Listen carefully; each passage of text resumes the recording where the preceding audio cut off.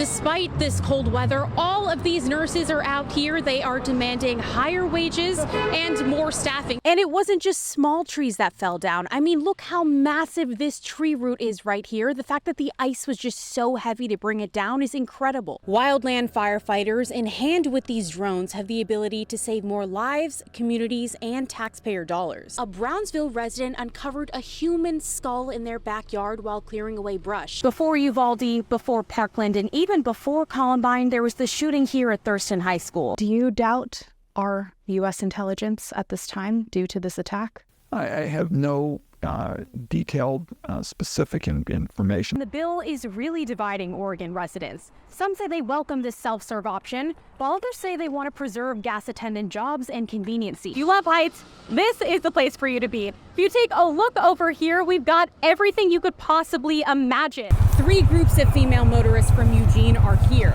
and this year's motto, just ride. It's officially time to spring forward by 1 hour this weekend for the beginning of daylight savings time. But many in Oregon oppose a time change. Even though buildings like this post office here and housing were abandoned, Richard says that the most prominent mines were not. One of those mines is the Evening Star Champion, and it belongs to Hunter. The whole aim of this movement is to redraw these state lines to better match their political views. For now, they're welcoming all of this weather and enjoying the fun slopes. Yonatai Mordechai Smirano, 21 years old. Raya Rotem, 54 years old.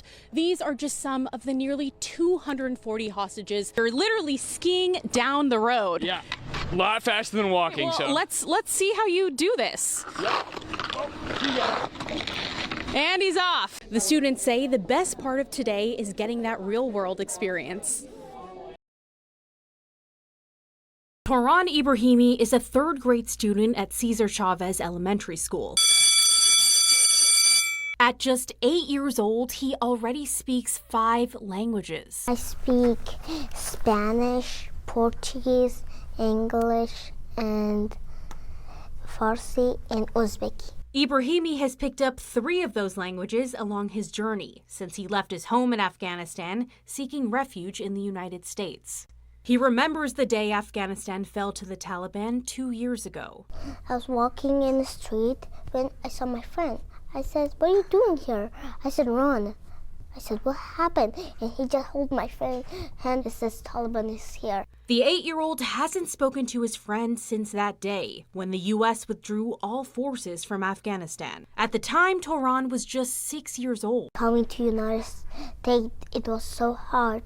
You have to go to, it was 10 countries. Ibrahimi and his family traveled to Iran, Brazil, and then trekked the treacherous Darien Gap before arriving in Oregon. Ibrahimi was one of 133,000 people who made this crossing in 2021. And sometimes we didn't have something to eat. It was so hard. Despite the sadness he feels for his country and the people he's left behind, he loves his new home in Oregon. The best part, he says, is going to school. This school is just not your friends. You're going to not a house with you're not a family. His friend family helps him learn English and adjust to American life. Erica White is his teacher at Cesar Chavez Elementary School. She says she's seen a boost in his confidence since he's become more fluent in English. Being a teacher, you learn from your students almost as much as they learn from you, including a perspective most of the other students don't have. Now, Ibrahimi helps her communicate with other non-English speaking students. Ibrahimi loves books and is the classroom librarian. Do not know plants.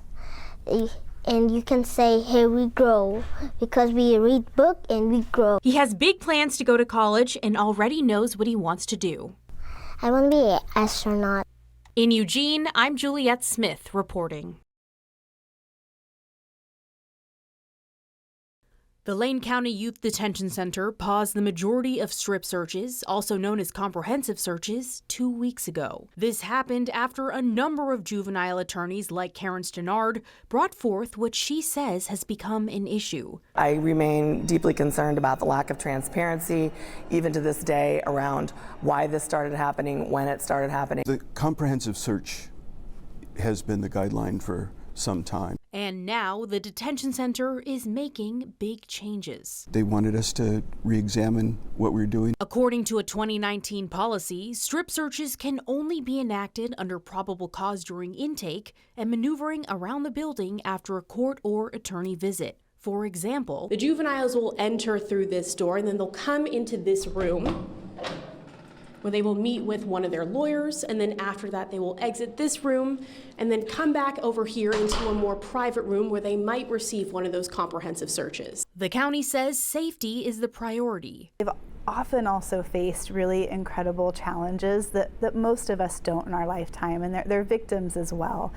And that creates, an opportunity and a likelihood that they may attempt to harm themselves or others. With items such as glass and nails. Why did it take a while to move to a pat-down search? If nobody had brought this concern to your attention, do you think you still would have made that change? By and large, our standard procedure would have been probably continued to be the one. This is overly intrusive. It's not needed to keep detention safe. Some occasions involved people putting their hands inside of kids' bodies. Very different from what the county says. The person never removes their undergarments. They take one item off at a time, so there's no physical touching involved. But a former juvenile inmate at the center says he was forced to strip naked, bend over, and cough. And this was back in 1999. He anonymously told us it's affected his personal relationships and ability to use public restrooms. Promising change, the county purchased this scanner this past November. They estimate that it'll be operational by May. In the meantime, pat-down searches will be performed as necessary. I don't think this is a situation where there were a couple rogue staff people doing things. I think this is a departmental failure. The county says no one at the center has been reprimanded for enacting strip searches. Reporting in Eugene, I'm Juliette Smith.